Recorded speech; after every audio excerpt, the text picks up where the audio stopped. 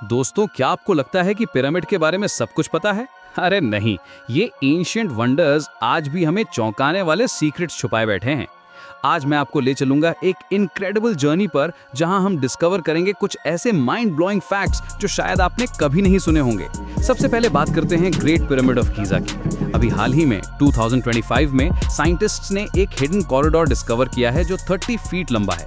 ये corridor pyramid के entrance के ऊपर छुपा हुआ था, लेकिन यहाँ ट्विस्ट ये है कि जब रिसर्चर्स ने एंडोस्कोप से अंदर देखा तो वहाँ कुछ भी नहीं मिला, एम्प्टी स्पेस। लेकिन रुकिए, ये सिर्फ शुरुआत है। 2017 में भी एक मिस्टीरियस वॉइड मिला था जो 98 फीट लंबा है। अब सवाल ये है कि ये चेंबर्स क्यों बनाए गए थे? कुछ एक्सपर्ट्स का मानना है कि ये वेट डिस्ट्रीब्यूशन के लिए थे। इमेजिन करिए 2.3 मिलियन स्टोन ब्लॉक्स, हर एक का वेट 2 टन से ज्यादा। इतना मैसिव स्ट्रक्चर बनाने के लिए इंजीनियरिंग जीनियस चाहिए था। अब आते हैं पिरामिड ऑफ मेनकारे पर। ये गीजा का सबसे छोटा पिरामिड है, लेकिन इसमें भी सीक्रेट्स भरे पड़े हैं। रीसेंट स्कैन्स में पता चला है कि इसकी ईस्ट फेस के पीछे वॉइड्स हैं। सबसे इंटरेस्टिंग बात यह है कि ये पिरामिड ग्रेनाइट केसिंग स्टोन से कवर्ड था, जो आज भी रफ और अनफिनिश्ड हैं। सिर्फ 2 स्मॉल सेक्शंस को स्मूथ किया गया था, एक नॉर्दर्न एंट्रेंस के अराउंड और एक ईस्टर्न फेस पर। मिस्ट्री ये है कि बाकी सब रफ क्यों छोड़ा गया।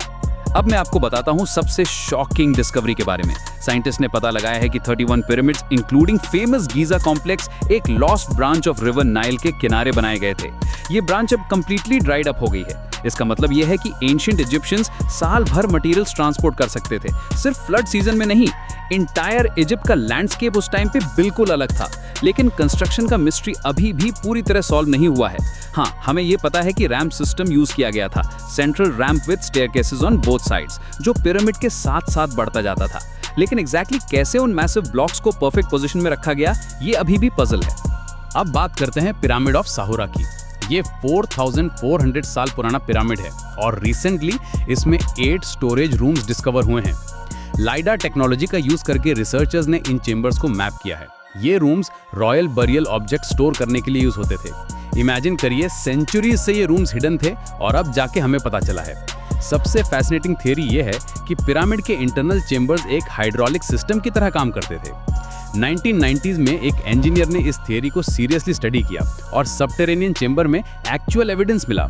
ये थियरी सजेस्ट करती है कि पिरामिड सिर्फ टूम्स नहीं थे, बल्कि कॉम्प्लेक्स मशीन्स थे। एक और माइंड ब्लोइंग फैक्ट ये है कि great pyramid originally white limestone से कवर्ड था और इसके टॉप पर गोल्डन कैपस्टोन था। सनलाइट में ये मिरर की तरह शाइन करता था और माइल्स दूर से दिखाई देता था। इमेजिन करिए कि ये डेजर्ट में कितना स्पेक्टेकुलर साइट होगा। कंस्ट्रक्शन स्पीड भी इनक्रेडिबल था।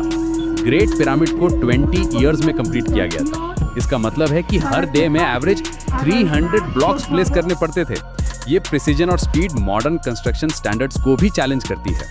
आज भी नई टेक्नोलॉजी से नए सीक्रेट्स रिवील हो रहे हैं।